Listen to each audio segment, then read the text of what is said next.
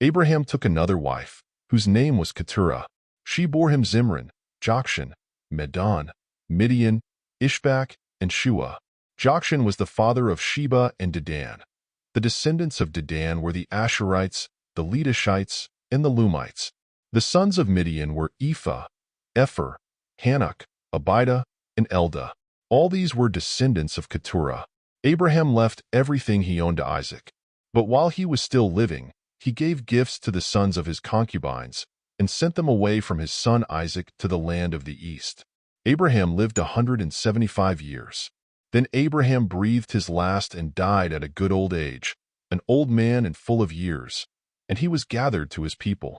His sons Isaac and Ishmael buried him in the cave of Machpelah near Mamre, in the field of Ephron son of Zohar the Hittite, the field Abraham had bought from the Hittites.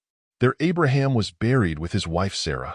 After Abraham's death, God blessed his son Isaac, who then lived near Beer Lahai Roi. Ishmael's sons.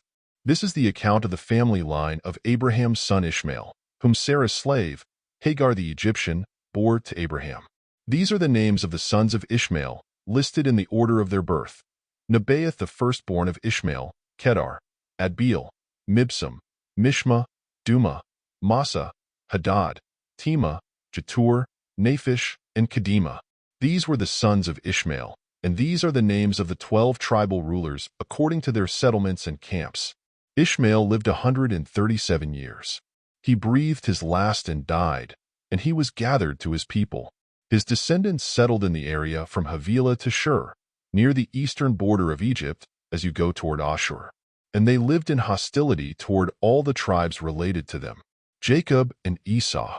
This is the account of the family line of Abraham's son Isaac. Abraham became the father of Isaac, and Isaac was 40 years old when he married Rebekah, daughter of Bethuel the Aramean from Paddan Aram and sister of Laban the Aramean.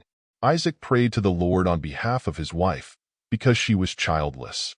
The Lord answered his prayer, and his wife Rebekah became pregnant.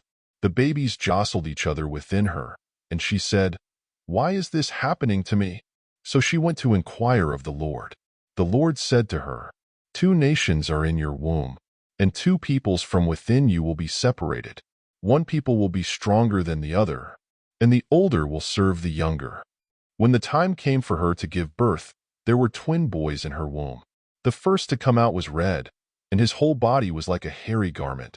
So they named him Esau. After this, his brother came out, with his hand grasping Esau's heel. So he was named Jacob. Isaac was 60 years old when Rebekah gave birth to them. The boys grew up, and Esau became a skillful hunter, a man of the open country, while Jacob was content to stay at home among the tents. Isaac, who had a taste for wild game, loved Esau, but Rebekah loved Jacob. Once when Jacob was cooking some stew, Esau came in from the open country, famished. He said to Jacob, "Quick, let me have some of that red stew. I'm famished."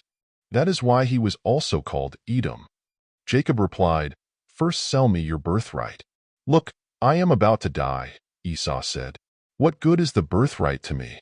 But Jacob said, "Swear to me first." So he swore an oath to him, selling his birthright to Jacob.